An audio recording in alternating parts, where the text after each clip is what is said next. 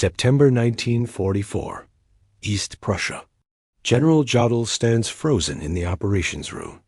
A messenger just handed him the daily battlefield report. He reads it again, places it on the table, says nothing. His silence speaks volumes. Every officer watching him understands. Something terrible has happened. 5th Panzer Army is finished, gone, destroyed. Not in some epic tank battle that historians would write about for centuries. Erased across 72 hours of relentless combat against one American general, George Patton. His Third Army chewed through Germany's last mobile striking force near a small French town called Arracourt. 62 German tanks burned in the first 18 hours alone. After that, things got worse. Command networks collapsed. Divisions scattered like leaves in a storm. Officers lost contact with their own men. This was not a defeat Germany could recover from. This was the end of something. The end of Germany's ability to fight back in the West. Every man in that room knew what this meant for the war.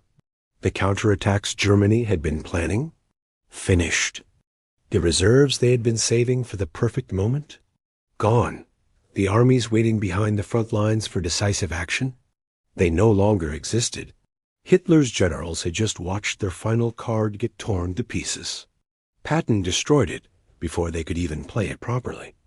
What was 5th Panzer Army? Where did it come from? Understanding the answer reveals why its death mattered so much. Throughout summer 1944, German High Command had been secretly building something. As France burned around them, OKW pulled panzer divisions from every front they could spare.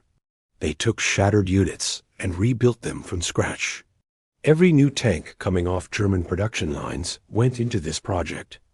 The goal was simple but ambitious. Create one massive armored fist capable of punching back against the Allied advance. One force strong enough to change momentum in the West.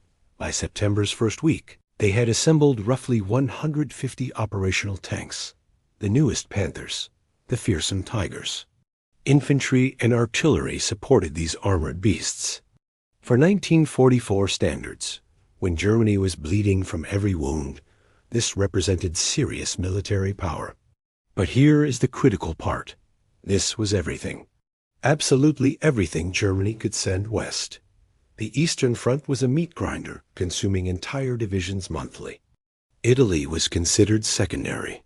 5th Panzer Army was not just a reserve. It was the reserve. Behind it stood nothing. Empty warehouses. Depleted training camps. Exhausted factories. Nothing. German strategists designed a bold plan. Strike at Patton's overstretched supply lines near Nancy. Sever American communications. Force a general retreat. German intelligence believed Patton had advanced so rapidly that his rear areas were vulnerable. A concentrated armored blow might shatter those vulnerable links. Success could purchase precious weeks for building proper defenses along the German frontier. Even partial success would prove Germany still had teeth, could still bite back, could still make Allied advances painful. General Hasso von Manteuffel received command of this final hope. He grasped the weight sitting on his shoulders. This was not ordinary military operation. This was Germany's last chance to seize initiative through offensive action. His words to subordinate commanders carried unusual gravity. Failure was not simply unacceptable. Failure meant extinction. No second chances existed. No backup reserves waited. Victory was the only option, because defeat meant permanent strategic death. Movement toward assembly areas began mid-September. Security measures reached paranoid levels. Complete radio blackout. Night movement only. Dispersed positions. Heavy camouflage. German intelligence officers congratulated themselves. Tactical surprise appeared achieved. Patton's forces seemed entirely focused on their own advance toward the Saar region. No defensive preparations visible. No indication Americans expected counterattack. But hiding an army and using that army effectively present different challenges. 5th Panzer Army was creeping through airspace that belonged completely to Allied pilots. Any concentration of vehicles attracted immediate attention. Assembly was falling behind schedule. Units had to scatter and hide whenever aircraft engines hummed overhead. 3 days of planned preparation became 7. The window for exploiting surprise was shrinking before the first shot was fired.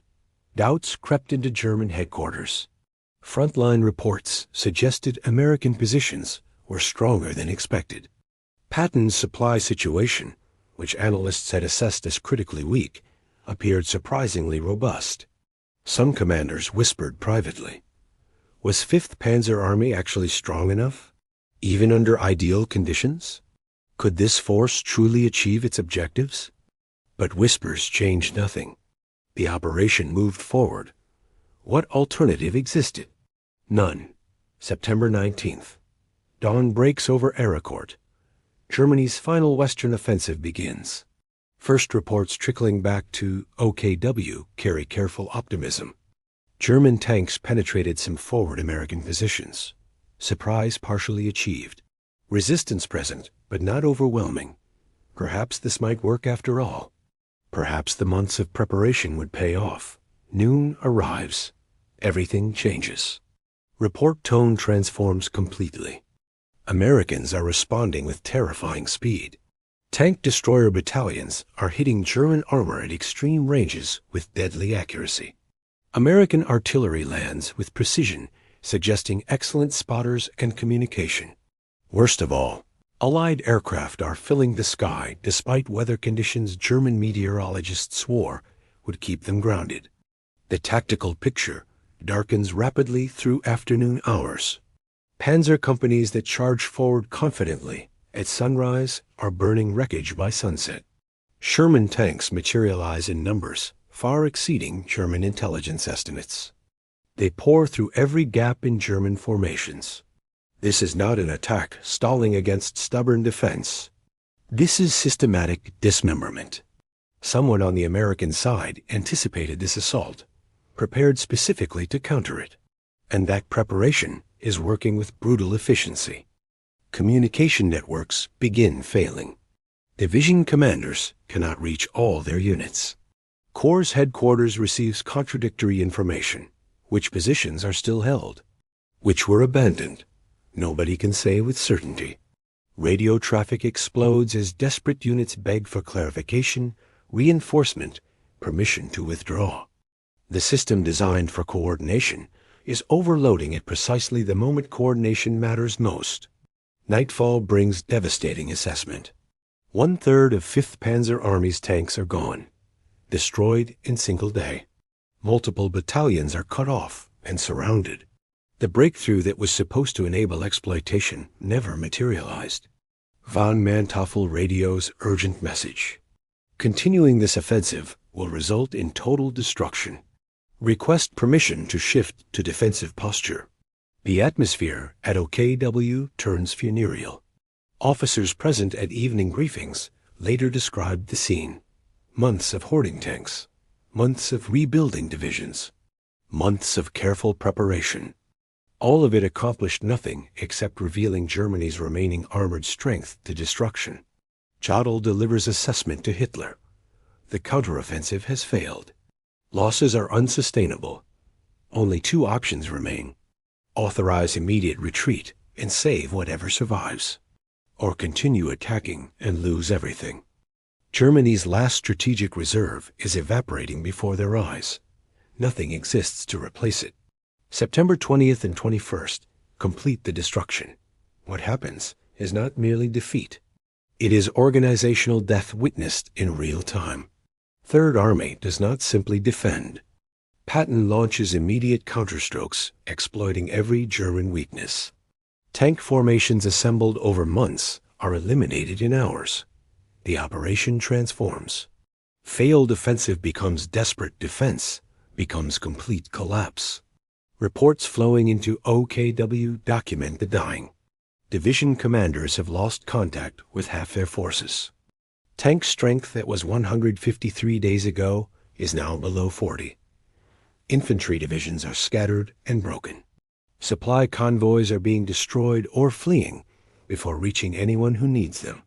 The speed of this collapse makes it especially horrifying. Armies typically weaken gradually under sustained pressure. 5th Panzer Army is simply ceasing to exist within days. American operational tempo, precision of responses, overwhelming firepower application. These combine creating conditions where German units cannot stabilize anywhere. They try establishing defensive positions. Americans already appear behind them. They try retreating along planned routes. Those routes are already cut. German high command can do nothing but watch.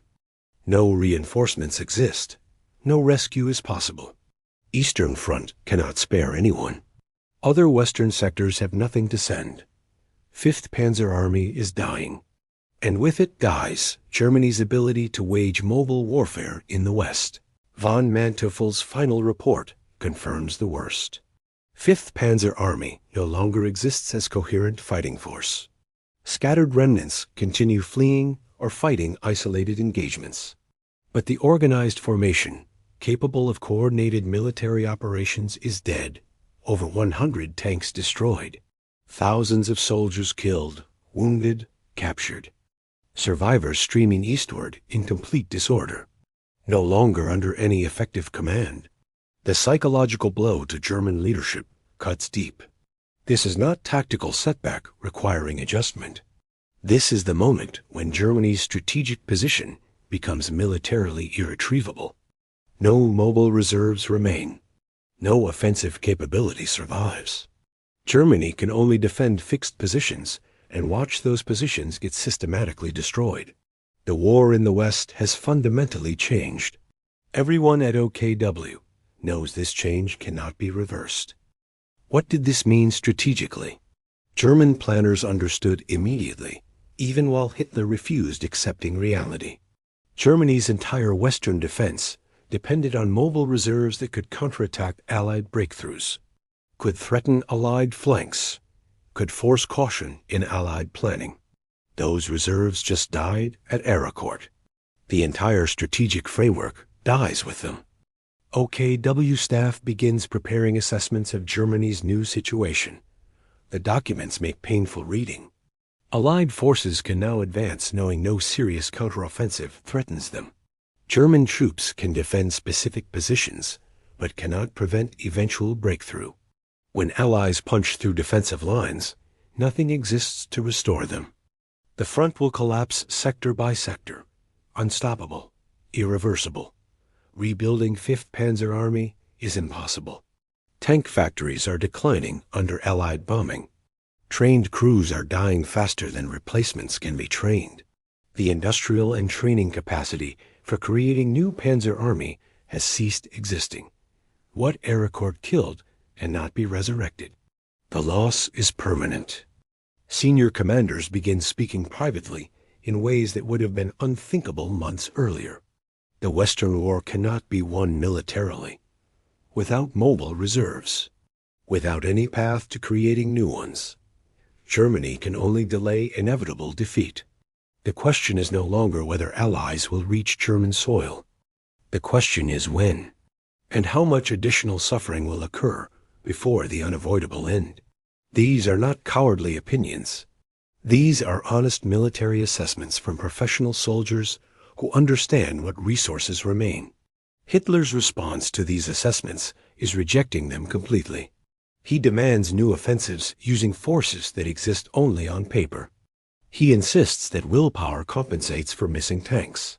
He blames commanders for lacking aggression, rather than acknowledging that Germany simply lacks tools for offensive warfare. The distance between what Hitler demands and what Germany can actually accomplish is becoming impossibly vast. The Ardennes offensive being planned for winter represents one last attempt at Western offensive action. Even while planning proceeds, OKW officers understand it will consume remaining resources without achieving strategic objectives. The forces gathering for that offensive come from desperate scraping of every available fragment, not from systematic buildup of proper reserves. It will become Germany's final offensive, not through success, but because nothing will survive its failure. Arracourt marks the transition point. Before September 1944, Germany could theoretically stabilize the West under favorable circumstances. After September 1944, no circumstances exist allowing Germany to prevent eventual Allied victory. Losing the final reserve means losing flexibility. Without flexibility, Germany can only react to whatever Allies choose doing. German initiative is dead. Consequences extended far beyond immediate tactical losses. Germany lost more than equipment and soldiers at Arracourt. Germany lost the last possibility of prolonging the war through mobile defensive warfare. The shift from active defense with counteroffensive capability to purely passive defense meant defeat would accelerate dramatically. OKW. Planning after September becomes increasingly disconnected from reality. Plans require forces Germany does not have. Defensive lines exist on maps, but cannot be properly manned. Counterattacks are ordered using divisions that are administrative fiction rather than fighting formations. The gap between planning and capability exposes how completely Arracourt has gutted German strategic options. Psychological damage spread through German officer corps like poison. These were men who spent careers believing German military superiority was absolute. They now confronted reality that Germany could no longer wage the warfare it invented. Mobile operations, armored exploitation, aggressive counterstrokes, all impossible now. Germany was reduced to static defense. Exactly the approach German doctrine had always considered worthless. Allied commanders immediately sensed the change. After Arracourt, Third Army intelligence noted absence of significant armored reserves in subsequent operations. Planning shifted from expecting German counteroffensives to anticipating only local defensive reactions. The operational environment had transformed because Germany simply lacked forces for threatening Allied advances. Allied operational tempo increased. Risk tolerance expanded. Industrial reality was equally brutal. Tanks destroyed at Arracourt represented major fraction of Germany's Western armored strength. Replacement was impossible given production constraints. The Tigers and Panthers lost in September would not return in 1944.